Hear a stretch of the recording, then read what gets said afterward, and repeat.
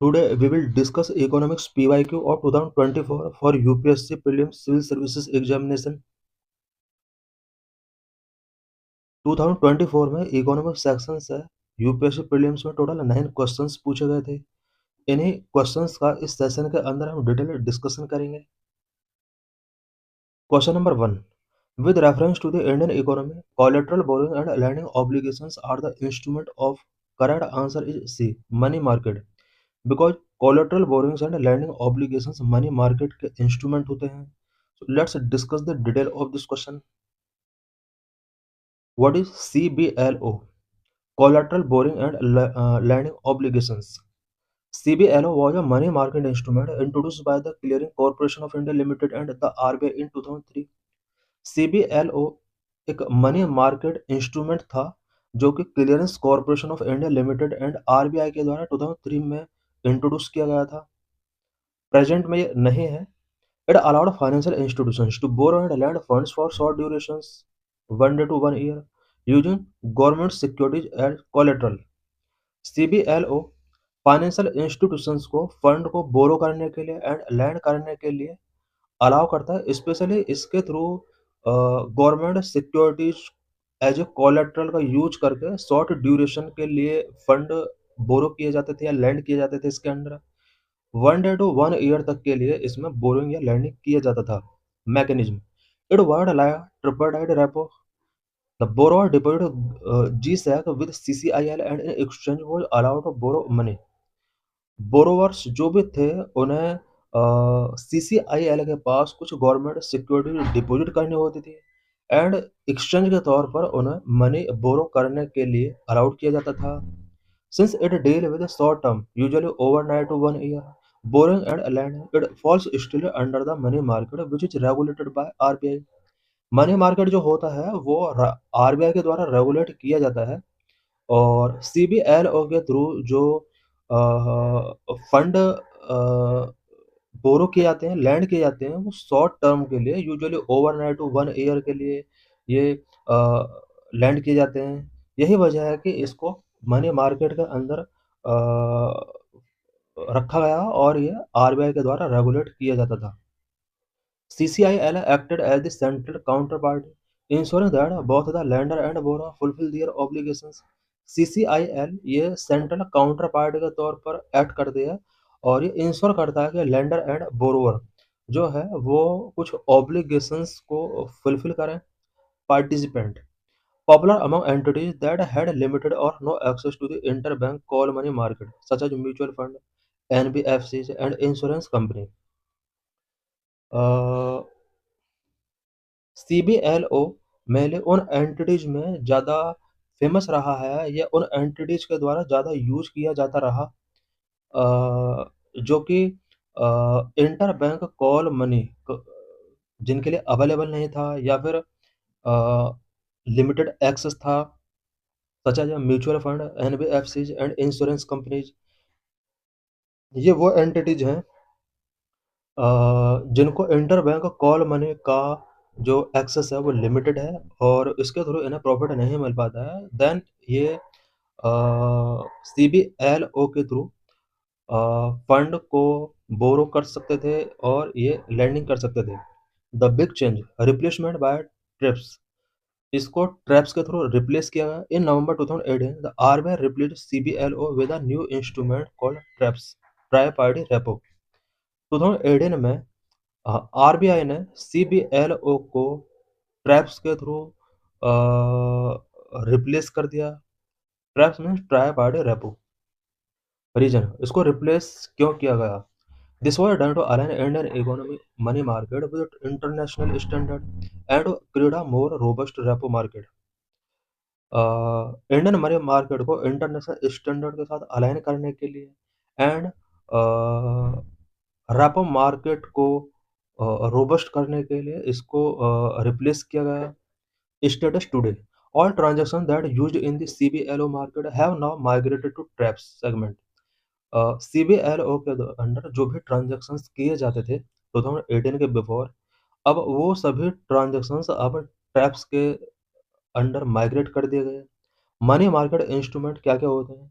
Call money money market instrument है, सीबीएलओ traps ये सब मनी मार्केट इंस्ट्रूमेंट है, commercial paper money market instrument है। मनी मार्केट इंस्ट्रूमेंट जैसा कि अभी हमने डिस्कस किया कि short term borrowing and lending से रिलेटेड जो भी डील की जाती है, ये सब मनी मार्केट के अंडर आती है। Question number 2, consider the following statement in respect of the digital rupee. Digital rupee से रिलेटेड ये क्वेश्चन है। Statement number 1, it is a sovereign currency issued by the RBI in alignment with its monetary policy. Digital rupee sovereign currency है जो कि RBI के द्वारा issue किए जाते हैं। This statement is true. Statement number 2, it appears as a liability on the RBI balance sheet. RBI balance sheet में digital रुपए एक लायबिलिटी के तौर पर शो होता है। This statement is also true. Statement number 3, it is insured against inflation by its very design. Inflation से इसको इंश्योर किया गया। दिस इज रॉन्ग बिकॉज चाहे वो डिजिटल करेंसी है या फिजिकल करेंसी है, इन्फ्लेशन से उसको इंश्योर नहीं किया गया है। So third statement is wrong. Statement number 4, it is freely convertible against commercial bank money and cash. This statement is true because digital रुपये जो होते हैं वो commercial bank and money and cash में इसको कन्वर्ट किया जा सकता है। So correct answer is D 1, 2 and 4 इसका करेक्ट है। So let's discuss the detail of this question. Statement 1 and 2 are correct. The digital rupee is a digital form of fiat currency like physical cash. It is a direct liability of RBI. Digital currency जो होता है वो fat currency की ही एक digital form है। जिस तरह physical cash का यूज किया जाता है उसी तरह से डिजिटल करेंसी भी अपनी एक वैल्यू रखती है। आरबीआई इसको एक लायबिलिटी के तौर पर बैलेंस शीट में मेंशन करता है। Statement 3 is incorrect. No currency is insured against inflation by design. कोई भी करेंसी बाय डिजाइन इन्फ्लेशन के अगेंस्ट इंश्योर नहीं है। Inflation depend on the supply of money and the price of goods in the economy. Supply of money and economy में जो goods के price हैं, inflation इन्हीं पर डिपेंड करता है। E rupees will loss purchasing power just like physical cash in inflation rise. Inflation अगर rise होगा, ई रुपीज का भी नॉर्मल करेंसी की तरह ही परचेजिंग पावर लॉस होगा। Statement 4 is correct. One of the core feature of CBDC is that it can be exchanged 1:1 for physical cash or deposit in commercial bank. CBDC जो होते हैं इनको 1:1 में फिजिकल कैश में एक्सचेंज किया जा सकता है एंड कॉमर्शियल बैंक में अगर इन्हें डिपॉजिट किया जाता है देन इसका वैल्यू फिजिकल कैश की इक्वल होगा। Who issues currency in India. India में करेंसी कौन इशू करता है? In India the power to issue currency is divided between the RBI and the government of India. RBI and government of India currency issue करने की power रखते हैं। Currency issued by RBI. RBI कौन सा currency issue कर सकता है? Under section 22 of the RBI act 1934 the RBI has the sole right to issue bank notes in India except for the 1 rupee note. RBI act 1934 का section 22 के according bank notes issue करने का right India में only RBI के पास है except 1 rupee note. Denominations the RBI issue notes in denominations of rupees 2, 5, 10, 20, 50, 100, 200, 500 and 2000 and previous rupees 1000। RBI को ये नोट इशू करने का राइट है। Signatory this note bear the signature of the governor of RBI. Governor of RBI इन सभी notes पर signature करता है। Legal clause they carry the promise I promise to pay the bearer of sum of which signifies the RBI's liability। हर note पर लिखा होता है I promise to pay the bearer the sum of, ये कुछ ऐसा लिखा होता है और इसका मीनिंग ये हुआ कि आरबीआई की लाइबिलिटी यहाँ पर क्रिएट हो रही है।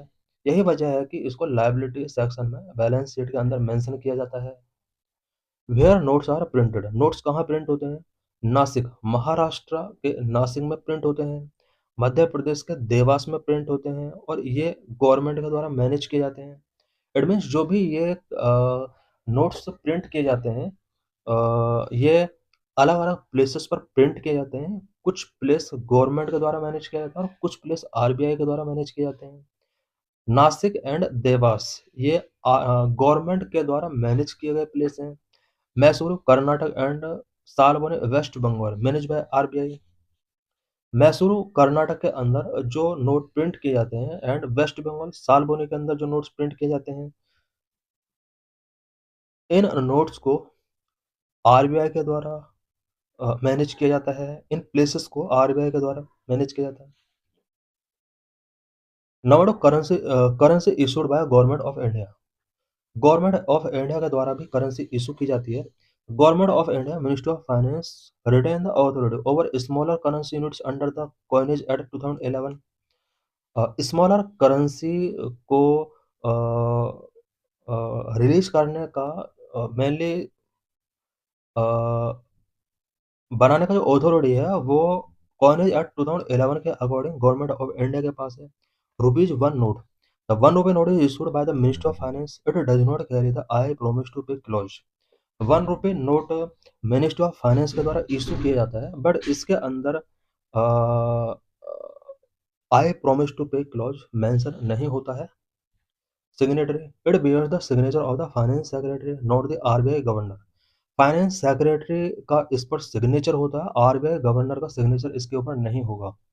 कॉइन्स और coins from 50 paise to 20 are minted by the government of India. 50 पैसे से लेकर 20 रुपीज 20 तक जितने भी कॉइन हैं, ये सभी कॉइन गवर्नमेंट ऑफ इंडिया के द्वारा मिंटेड किए जाते हैं। Where coins are made, coins कहाँ कहाँ मेड किए जाते हैं? मुंबई में मेड किए जाते हैं, हैदराबाद में मेड किए जाते हैं, कोलकाता, नोएडा, इन प्लेसेस पर कॉइन्स मिंट किए जाते हैं। Question number 3, if the USA were to default on its debt, holder of US Treasury bond will not be able to exercise their claims to receive payment। USA के अंदर अगर USA अगर किसी डेप्ट को लेकर डिफॉल्ट डिक्लेयर कर दिया जाता है, देन यूएस ट्रेजरी बॉन्ड के जो होल्डर्स हैं उन्हें पेमेंट रिसीव करने के लिए क्लेम का राइट नहीं है। Yes, this statement is true. Statement second, the USA government डेब्ट is not backed by any hard assets. USA डेब्ट किसी हार्ड एसेट्स के द्वारा बैक नहीं किया जाता है, but only by the faith of the government. Government पर फेथ जो है वही यहाँ पर वर्क करता है। तो answer is a, both statement are correct and statement second explain statement first। So let's discuss the detail of this question। Nature of debt, modern most modern government debt is fiat based, it is not backed by gold or oil। Modern government debts जितना भी है वो fiat based है और ये gold और oil के द्वारा बैड नहीं किया जाता है, specially but by the full faith and credit of the issuing authority. Issuing authority के प्रति जो फुल फेथ है, क्रेडिट है, वही यहाँ पर वर्क करता है। Default logic, if a country default it means it is unable to unwilling to make its डेब्ट ऑब्लिगेशंस। अगर कोई कंट्री डिफॉल्ट है, इसका मीनिंग ये हुआ कि वो डेब्ट ऑब्लिगेशंस को मीट करने के अनेबल है या अनविलिंग है। Since there are no physical assets backing these bonds, bond holders have no physical collateral to seize और recover their money. Bond holders जो होते हैं मनी को रिकवर करने के लिए उनके पास कोई कोलेटरल नहीं होता है, सीज करने के लिए कोई कोलेटरल नहीं होता है। Their claim depend entirely on the government's ability to pay. Question number 4, consider the following pairs. यहाँ पर कुछ पेयर्स गिवन है। Farmers pillow, working capital, this is wrong, because farmers pillow जो होता है वो वर्किंग कैपिटल नहीं होता है, वो फिक्स कैपिटल के अंडर आएगा। Computer, fix capital, this is true. yarn used by a weaver, fixed capital, this is not fixed capital, this is current working capital। Petrol, working capital, this is right। How many of the above pairs are correctly matched? Correct answer is B, only two। So let's discuss the detail of this question। Fixed capital, assets used in production over many years। Many years के लिए जिन assets का use production के लिए किया जाता रहा है, these are known as fixed capital such as tools, machines, buildings. Because इन सभी चीज़ों का यूज और मैनी ईयर्स के लिए किया जा सकता है।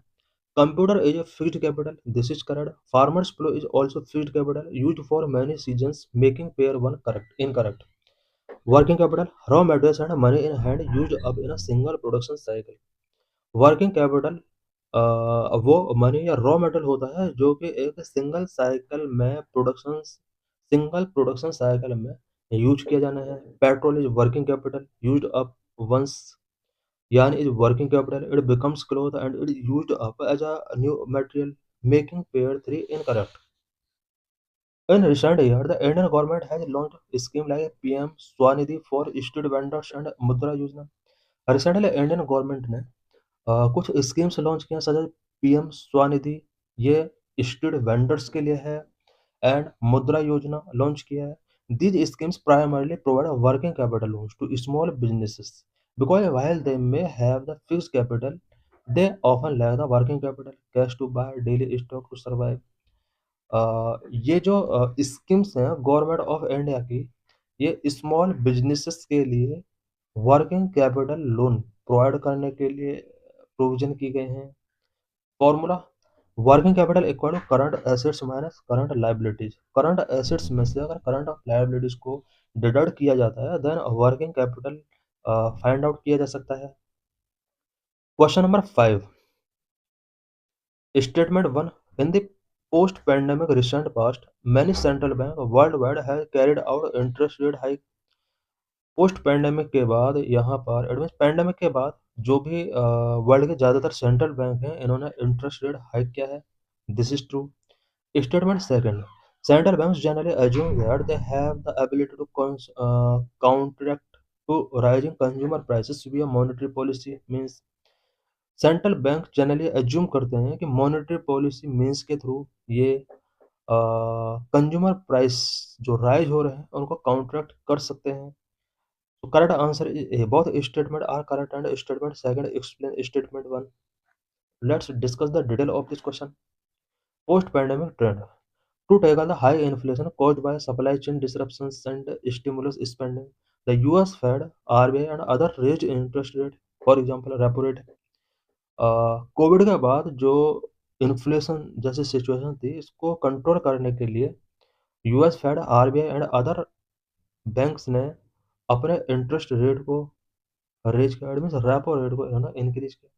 Monetary policy logic, central bank believe that by raising rates they make boring expensive while reduce consumption and investment, this cooling of demand help bring down price inflation.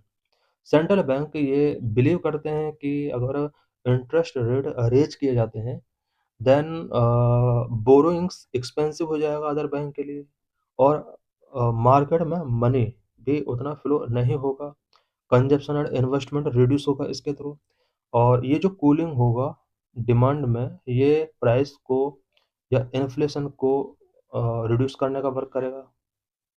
Tools to control inflation, inflation को कैसे control किया जा सकता है, ये एक big topic है और यूपीएससी में इससे रिलेटेड वेरियस क्वेश्चंस पूछे जाते हैं कि इन्फ्लेशन को कैसे कंट्रोल किया जाता है किसी भी कंट्री के अंदर। To control inflation the Reserve Bank of India use monetary policy, वहां the government of India uses fiscal policy. Inflation को कंट्रोल करने के लिए आरबीआई मॉनेटरी पॉलिसी का यूज करती है, government of India fiscal policy का यूज करती है। Monetary policy tool used by RBI, RBI किन किन मॉनेटरी पॉलिसी टूल का यूज करती है। RBI control inflation by managing the money supply in the economy, RBI economy में मनी सप्लाई को मैनेज करती है। If there is too much money in the market price go up, it means inflation इसके थ्रू increase होगा। अगर money अगर market में मनी बहुत ज़्यादा है तो इससे इन्फ्लेशन बढ़ेगा। RBI moves up this access liquidity, इस एक्सेस लिक्विडिटी को आरबीआई मूव्स अप करता है। इट मीन्स मार्केट्स है वो किसी भी तरह से इस मनी को निकालने की कोशिश करेगा। इसके लिए कुछ टूल्स हैं such as repo rate, reverse repo rate, cash reserve ratio, statutory liquidity ratio, open market operations. इन सभी ऑपरेशंस को आरबीआई फॉलो करता है और इन सभी ऑपरेशंस के थ्रू आरबीआई इंश्योर करता है कि मनी मार्केट के अंदर रिड्यूस हो। First, repo rate, the rate at which RBI lend to bank, ये वो रेट होता है जिस रेट पर आरबीआई बैंक्स को मनी लैंड करता है टू कंट्रोल इन्फ्लेशन। इसके थ्रू रेपो रेट के थ्रू इन्फ्लेशन कैसे कंट्रोल होता है। RBI increase the repo rate. This make loan expensive for banks, which in turn makes loan expensive for you. People spend less and inflation cools down. RBI जैसे ही repo rate increase करता है, other banks के लिए loan expensive हो जाते हैं। People के लिए भी ये लोन्स एक्सपेंसिव हो जाते हैं। पीपल के पास लेज मनी पहुंचेगा एंड इस तरह से इन्फ्लेशन कूल हो गई, क्योंकि मनी जब पीपल के पास नहीं होगा तो डिमांड डिक्रीज होगी और इन्फ्लेशन रिड्यूस होगा। Next, reverse repo rate, the rate at which RBI borrow from bank. Reverse repo rate वो रेट होता है जिस पर आरबीआई अदर बैंक से मनी को बोरो करता है। How it control inflation, reverse repo rate inflation को कैसे कंट्रोल करता है। RBI encouraged this rate to encourage banks to park their money with the RBI instead of lending to the public. RBI reverse repo rate को encourage करेगा और इतना encourage करेगा कि सभी बैंकों को ये लगना चाहिए कि पब्लिक को मनी लैंड करने से ज़्यादा बेटर आरबीआई के पास इस मनी को पार कर दिया जाए, क्योंकि उसका जो इंटरेस्ट रेट है वो बहुत ज़्यादा और प्रॉफिट ज़्यादा होने वाला है। तो इस तरह से रिवर्स रेपो रेट इंक्रीज करके आरबीआई मार्केट से मनी को ड्रॉ कर सकता है। पीपल के पास मनी नहीं होगा तो डिमांड डिक्रीज होगी और डिमांड डिक्रीज होगी तो इससे इन्फ्लेशन कंट्रोल होगा। Next, cash reserve ratio, the percentage of deposits bank must keep with the RBI in cash. Cash reserve ratio वो परसेंट होता है बैंक के ओवरऑल अमाउंट का जिसका उन्हें आरबीआई के पास इन कैश रखना होता है। How it control inflation, cash reserve ratio किस तरह से इन्फ्लेशन को कंट्रोल करेगा। RBI encourages CRR, this leaves bank with less money to lend out. RBI cash reserve ratio CRR increase कर देगा और इससे बैंक्स के पास मनी कम होगा लैंड आउट करने के लिए। पीपल के पास मनी नहीं पहुंच पाएगा, डिमांड रिड्यूस होगी, इन्फ्लेशन रिड्यूस होगा। Next, statutory liquidity ratio (SLR), the percent of deposit banks must keep with themselves in gold or government security। Her bank को कुछ गोल्ड और गवर्नमेंट सिक्योरिटीज अपने पास रखनी होती हैं। जितना भी डिपॉजिट होता है बैंक का, अ, उन्हें अपने पास कुछ गोल्ड और गवर्नमेंट सिक्योरिटी रखनी होती है। इट मीन्स SLR के थ्रू भी कंट्रोल किया जाता है। RBI increase SLR to state the lending capacity of bank. SLR के थ्रू आरबीआई बैंक की लैंडिंग कैपेसिटी को रेस्ट्रिक्ट करता है। यहाँ पर हम देख रहे हैं कि सभी का जो परसेंटेज है रेशो वो इंक्रीज किया जा रहा है। Next, open market operations OMO to control inflation. RBI sell government securities GSEC। RBI government securities को सेल कर दी है ओपन मार्केट ऑपरेशंस के through. When bank buy these their cash goes to RBI reducing liquidity in the market. Bank जब government securities को buy करते हैं तो बैंक का जो कैश होता है वो आरबीआई के पास पहुंचता है। इससे मार्केट में लिक्विडिटी रिड्यूस होती है। Number of fiscal policy tools used by government. Government के द्वारा भी कुछ फिस्कल पॉलिसी टूल्स इन्फ्लेशन को कंट्रोल करने के लिए किए जाते हैं। The government manage inflation through it's budget, taxes and spending. Government भी इन्फ्लेशन को कंट्रोल करने के लिए बजट, टैक्सेस एंड स्पेंडिंग पर फोकस करती है। रिडक्शन इन पब्लिक एक्सपेंडिचर, सबसे पहले गवर्नमेंट पब्लिक एक्सपेंडिचर में रिडक्शन करती है। Next, increasing taxes, tax increase होगा तो पब्लिक का पैसा गवर्नमेंट के पास होगा, डिमांड रिड्यूस होगी एंड इन्फ्लेशन कंट्रोल होगा। नेक्स्ट, एक्सपोर्ट इम्पोर्ट पॉलिसी में भी कुछ चेंज करना होता है, प्राइस कंट्रोल पर भी फोकस किया जाता है। Reduction in public expenditure, the government spend less on a big project to reduce the amount of money flowing into the economy. Economy में मनी फ्लोइंग को रिड्यूस करने के लिए गवर्नमेंट बिग प्रोजेक्ट पर जो उसका स्पेंडिंग है उसको कम कर लेती है। Increasing taxes, by increasing direct taxes like income tax the government reduce the disposable income of people. Second, यहाँ पर गवर्नमेंट डायरेक्ट टैक्स को इंक्रीज कर देती है और डायरेक्ट टैक्स अगर इंक्रीज होगा तो पीपल के डिस्पोजेबल इनकम कम होगी। Less money to spend equal to lower demand, lower inflation. Less money यानी गवर्नमेंट जितना गवर्नमेंट या पीपल है जितना कम मनी स्पेंड करेंगे, डिमांड उतना ही लोअर होगा एंड इन्फ्लेशन लोअर होगा। Export import policy to control the price of onions or wheat, the government might ban export to keep stock in India or reduce import duties to bring in more stock from abroad।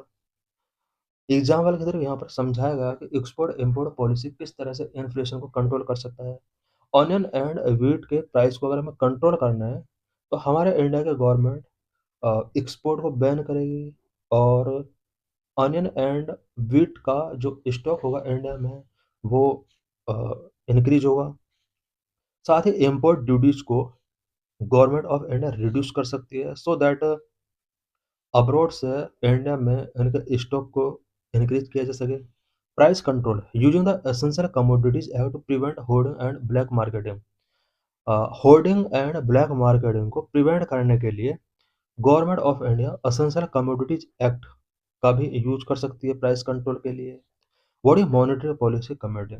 It is a six-member body that specifically decides the repo rate to keep inflation within the uh, target of 4% plus minus 2%. It may be between 2% and 6%. Monetary policy committee एक six member body committee है जो कि inflation को control करने के लिए balance करने के लिए रेपो रेट से रिलेटेड डिसीजन टेकिंग करती है। और इसका जो टारगेट होता है वो 4 ± 2%, एट मीन 2% से 6% के बिटवीन इन्फ्लेशन को रखना इसका मेन टारगेट होता है। Question number 6, consider the following statement. यहाँ पर 3 स्टेटमेंट गिवन है। Statement number 1, in India non banking financial companies can access the liquidity adjustment facility window of RBI. This statement is wrong because liquidity adjustment facility window of RBI जो होता है ये non banking financial companies के लिए नहीं होता है। So statement 1 is wrong. Statement 2, in India foreign institutional investors can hold government securities. India में फॉरेन इंस्टीट्यूशनल इन्वेस्टर्स भी गवर्नमेंट सिक्योरिटीज को होल्ड कर सकते हैं। Yes, this statement is true. In India stock exchanges can offer separate trading platform for डेप्ट। This statement is also true because stock exchange जो होता है वो डेप्ट के लिए सेपरेट ट्रेडिंग प्लेटफॉर्म ऑफर कर सकता है। So correct answer is B, 2 and 3 only. So let's discuss the detail of this question. Statement 1 is incorrect. Generally, the LAF, repo or reverse repo rate window is for scheduled commercial bank and primary dealers. LAF जो facility provide की जाती है वो scheduled commercial bank and primary डेप्ट dealers के लिए की जाती है। NBFC do not have direct regular access to the LAF window. LAF window जो है आरबीआई का वो एनबीएफसी के लिए नहीं है। The liquidity adjustment facility is a RBI monetary policy tool that allow bank to borrow or lend money on a daily basis to manage short-term liquidity mismatches। Liquidity adjustment facility RBI का एक monetary policy tool है जो कि bank को money borrow करने के लिए, land करने के लिए on a daily basis allow करती है। और शॉर्ट टर्म में जो भी लिक्विडिटी मिसमैच होते हैं बैंक के अंदर को मैनेज करने के लिए लिक्विडिटी एडजस्टमेंट फैसिलिटी आरबीआई के द्वारा बैंक्स को गिवन की जाती है। Introduced in 2000, it helps maintain financial stability, manage inflation, and control short-term interest rate by adjusting liquidity through government securities। Liquidity adjustment facility 2000 में इंट्रोड्यूस की गई सो दैट फाइनेंशियल स्टेबिलिटी को मेंटेन किया जा सके, इन्फ्लेशन को मैनेज किया जा सके and short term interest rate को कंट्रोल किया जा सके। इसके लिए यहाँ पर गवर्नमेंट सिक्योरिटीज भी अलाउ की जाती हैं। Statement 2 is correct. Under the fully accessible route and the other limits foreign institutional investors are allowed to invest in Indian government bond. Foreign institutional investors को भी इंडियन गवर्नमेंट बॉन्ड्स में allow invest करने के लिए allow किया गया है। Statement 3 is correct. SEBI allow stock exchange to have a dedicated debt segment to increase liquidity in the corporate and government bond market. Question number 7. With reference to the Financial Services Institutions Bureau, which of the following statements are correct? Financial services institutions bureau, इससे related यहाँ पर 3 statement given है। कौन सा statement correct है ये find out करना है। Statement number 1, FSIB financial services institutions bureau headed by union finance minister. This statement is wrong because ये फाइनेंशियल मिनिस्टर्स के द्वारा हेड नहीं किया था, बल्कि सेंट्रल गवर्नमेंट के द्वारा एक यहाँ पर चेयरमैन चूज किया जाता है, उसके द्वारा फाइनेंशियल सर्विसेज इंस्टीट्यूशंस ब्यूरो को हेड किया जाता है। It recommendations it recommends persons for the appointment as a full-time directors and the non-executive chairman of public sector bank and financial institutions. Financial services institutions bureau का जो head होता है, या ये जो ब्यूरो होता है, ये public sector banks and financial institutions के लिए full time directors and non executive chairman के अपॉइंटमेंट के लिए रिकमेंड करता है। This statement is true. Statement 3, it advises the government और matters related to appointment, transfer और extension of term of office and termination of services of the set directors. This statement is also true. So correct answer is B. 2 and 3 only is correct है। So let's discuss the detail of this question. Statement 1 is incorrect. The FSIB is not headed by the finance minister. It is headed by a chairperson appointed by the central government, usually a retired bureaucrat or a veteran banker. FSIB finance minister के द्वारा head नहीं किया जाता है। It is headed by chairperson, जो कि central government के द्वारा अपॉइंट किया जाता है। स्पेशली ये जो पर्सन होता है, ये रिटायर्ड ब्यूरोक्रेट हो सकता है, वेटरन बैंकर हो सकता है। Statement 2 and 3 are correct. FSIB replace the bank board bureau. पहले इंडिया में बैंक बोर्ड ब्यूरो हुआ करता था, इसको FSIB के थ्रू रिप्लेस किया गया। Its primary role is to recommend top level appointment for public sector banks, public sector insurance and other financial institutions. Public sector bank, public sector insurance and other financial institutions में top level appointment किए जाते हैं। उन appointment के लिए name recommend करना होता है इसको। It acts as a bridge between the government and the border of these institutions to ensure professional hiring. FSIB जो होता है, ये government and public sector insurance, public sector banks, इन सभी के बिटवीन जो भी इनके जो बोर्ड होते हैं, प्रोफेशनल हायरिंग को इंश्योर करने के लिए FSIB एक ब्रिज का वर्क करता है। इट मीन्स गवर्नमेंट और इन सभी इंस्टीट्यूशंस के बिटवीन एक ब्रिज का काम करता है FSIB। The financial services institutions bureau an autonomous government body है इंडिया में, एस्टेब्लिश्ड ऑन 1 जुलाई 2022। 2022 में financial services institutions bureau establish किया गया था। Function to recommend personnel for top level positions, full time director, non executive chairperson in public sector banks, financial institutions and public sector insurance. It replaced the bank board bureau to improve governance, leadership quality, and long-term value in public sector financial institutions. Question number 8. With reference to the International Grain Council, consider the following statement. International Grain Council से related ये question है। कौन कौन सा statement इसके अंदर correct है ये फाइंड आउट करना है। Statement number 1, it is an inter governmental organisation that seek to promote international cooperation in grain trade. International grain council IGC एक इंटर गवर्नमेंटल ऑर्गेनाइजेशन है जो कि ग्रेन ट्रेड के इंटरनेशनल कोऑपरेशन को प्रमोट करने के लिए एस्टेब्लिश किया गया। Statement 1 is correct. It focuses on improving food security by providing unbiased information on global grain market. Food security को इम्प्रूव करना भी इसका मेन फोकस रहा है। This statement is also true. A country does not need to be a member of the United Nations to become a member of IGC. International grain council का member अगर कोई country बनना चाहता है, तो ये मैंडेटरी नहीं है कि उस कंट्री को यूनाइटेड नेशंस का मेंबर होना होगा। So this statement is also true. So correct answer is D, 1, 2 and 3 सभी स्टेटमेंट इसका करेक्ट है। सो let's discuss the detail of this question. The IGC, Intergovernmental Grain Council, administers the Grain Trade Convention 1995. It promotes transparency in the trade of wheat, rice and coarse grain. Wheat, rice and coarse grain का जो भी trade किया जाता है international level पर, उसमें transparency को promote करना इसका मेन ऑब्जेक्टिव है। Food security, by providing market report and monitoring supply demand, it helps countries make informed decision to ensure food stability. Food stability को इंश्योर करने के लिए भी ये कुछ इनिशिएटिव्स टेकिंग करता है। Membership, membership open any country interested in grain trade, कोई भी कंट्री जो ग्रेन ट्रेड करना चाहता है वो इसका मेंबरशिप टेकिंग कर सकता है। While most members are UN states, UN membership is not a legal prerequisite for joining this specific commodity council. Question number 9. Consider the following statement regarding small finance bank in India.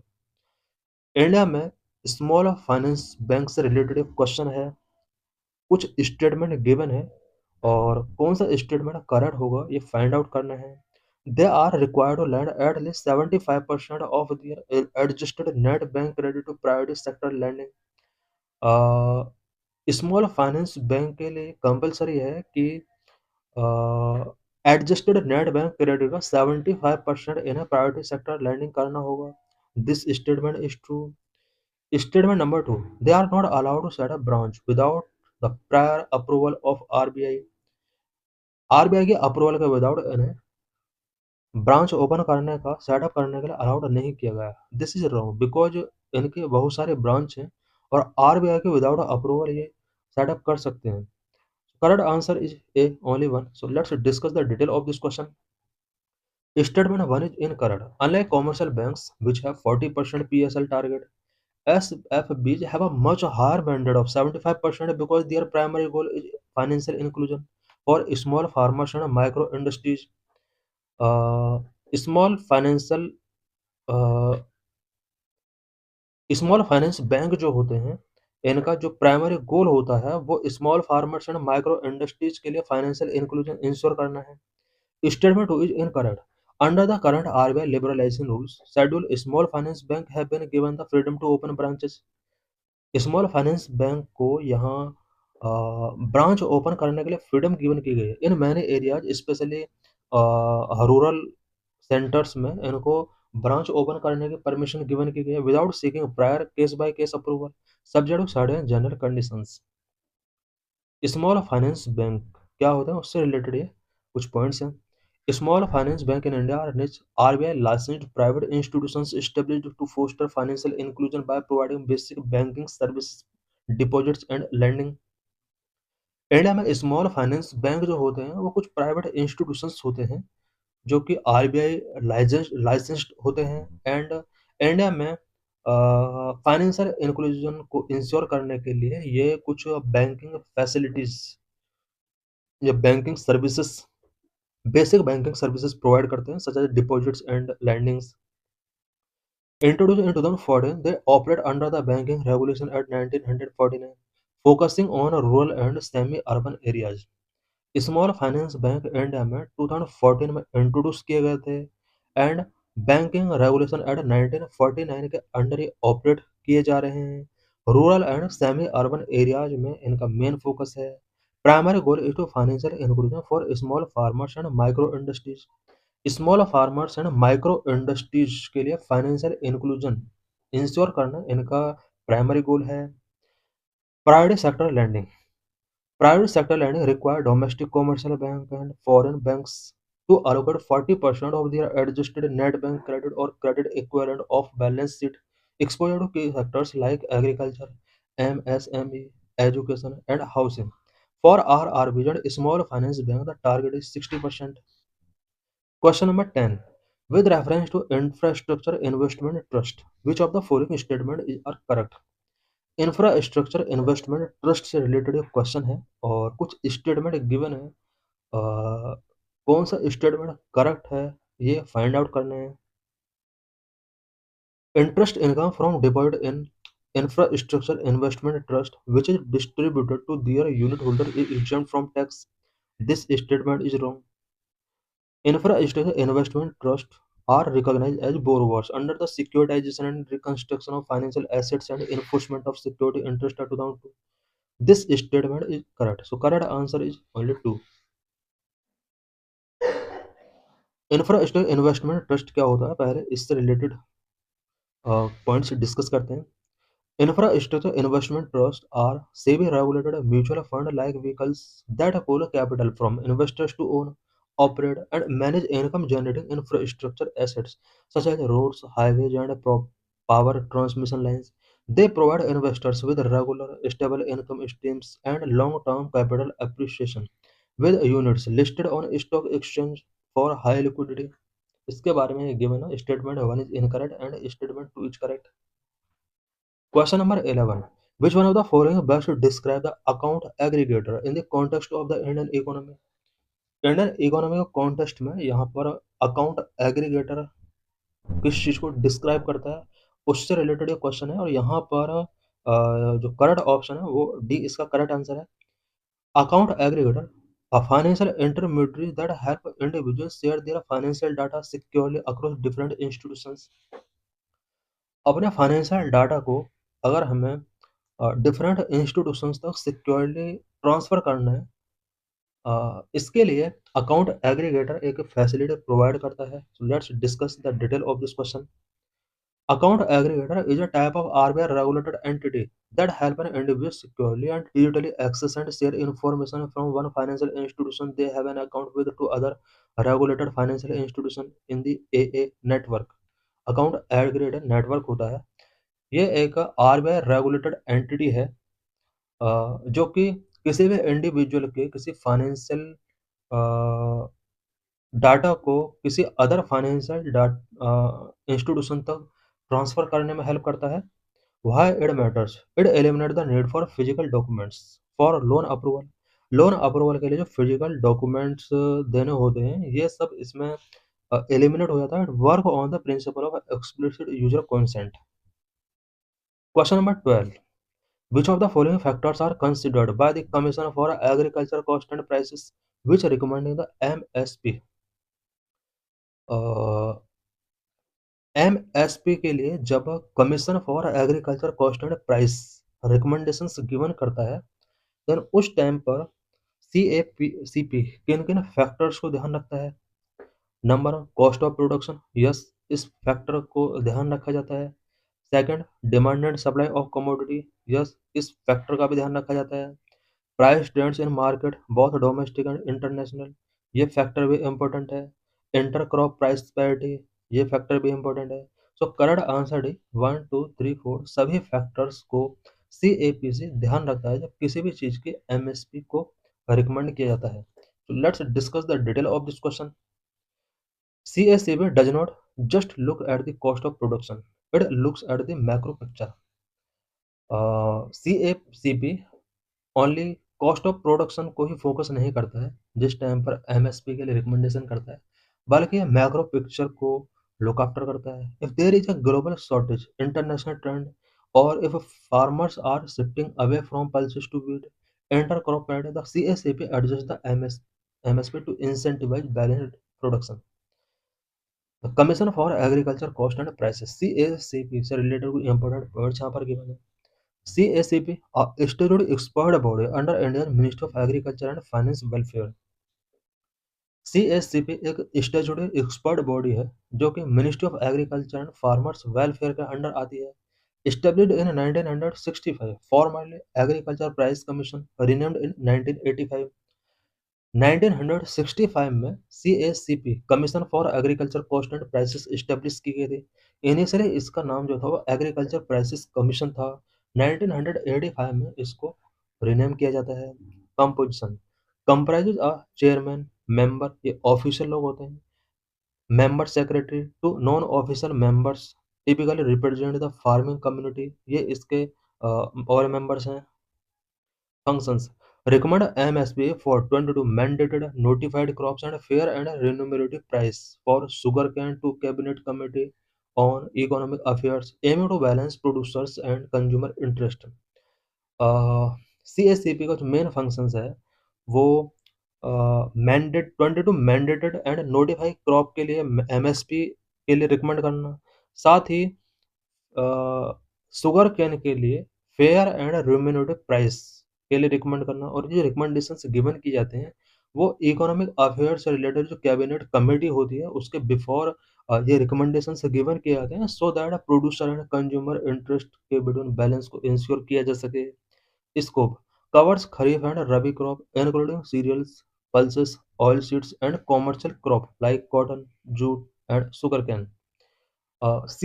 CACP kharif and rabi crops को mainly cover करता है। इसके under cereals, pulses, oil seeds and commercial crop भी इसके under आती है। Commercial crop के under like cotton, rosewood and sugar cane, इन सभी पर एमएसपी के लिए यहाँ पर रिकमेंडेशंस गिवन किए जाते हैं। Process conduct a regional meeting and a field visit to analyze farming constraint, submitting reports to the government which are not binding but hold high influence over national price policies। CACP सबसे पहले regional meetings conduct करता है और field visit करके farming constant को analyse करता है, अपना एक रिपोर्ट प्रिपेयर करता है और इस रिपोर्ट को देन गवर्नमेंट ऑफ इंडिया के बिफोर सबमिट किया जाता है। बट जो भी रिकमेंडेशंस होते हैं गवर्नमेंट के लिए बाइंडिंग नहीं होते हैं। क्रॉप्स लिस्ट विच है एमएसपी, प्रेजेंट में कौन कौन सी क्रॉप्स हैं जिनके ऊपर एमएसपी इंश्योर किया गया है। रबी क्रॉप्स, रबी क्रॉप्स के अंदर कौन कौन सी क्रॉप्स हैं जिनके ऊपर एमएसपी फिक्स किया गया। वीट 2585 पर क्विंटल, वीट पर एमएसपी फिक्स किया गया गवर्नमेंट के द्वारा। Barley 2150 per quintal, gram 5875 per quintal, and lentil masoor 77,000 per quintal, and rapeseed and mustard hide by 250 per quintal। safflower included in rabi MSP list। कुछ खरीफ crop हैं such as serials, serials के अंदर paddy पर MSP है, ज्वार, बाजरा, रागी, मेजे, इन सभी पर MSP ensure किया गया है। पल्सेस के अंदर तूर, मूंग, उड़द, इन सभी पर एमएसपी है। ऑयल सीड के अंदर groundnut, sunflower seed, soybean, soybean में भी specially yellow soybean, sesamum, niger seed, इन सभी पर एमएसपी इंश्योर किया गया है। Commercial crop such as cotton, cotton में भी medium and long, staple, jute, copra, इन सभी पर एमएसपी गवर्नमेंट की तरफ से इंश्योर किया गया है। Question number 13, the global minimum tax or pillar 2 often seen in the news is a proposal led by OECD। Global minimum tax और पिलर 2 ये OECD के ही द्वारा प्रपोजल किया गया था। So let's discuss the detail of this question. OECD means Organisation for Economic Cooperation and Development, an intergovernmental forum of 38 democracies with market based economies। OECD एक inter governmental forum है, 38 democratic countries का ये forum है जो कि market based economies है। Founded in 1961, 1961 में इसको फाउंड किया गया था। Headquartered in Paris, France के पेरिस में इसका हेड क्वार्टर है। Aim to promote policies improving economic and social wellbeing globally, globally economic and social wellbeing को इम्प्रूव करना इसका मेन एम रहा है। It improve data analysis and policy standard on topics ranging from taxation and AI education. Question number 14, यहाँ पर कुछ statement given है, find out करना है कौन सा स्टेटमेंट करेक्ट है। Statement 1, a stable exchange rate is necessary for the smooth flow of international trade. International trade के स्मूथ फ्लो के लिए स्टेबल एक्सचेंज रेट नेसेसरी है। This statement is correct.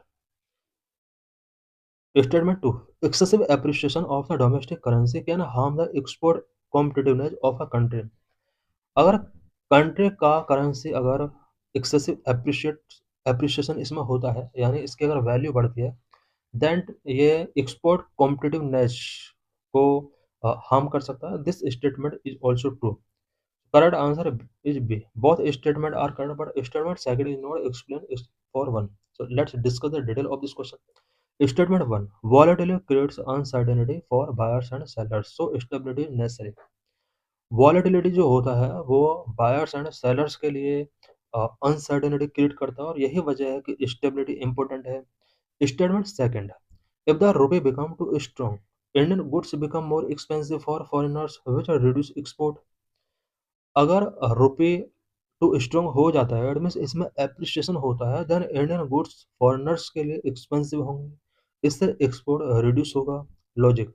While both are true economic principles, the fact that appreciation hurt export is not the reason why stability is needed for trade flow. Stability is needed to reduce risk uncertainty.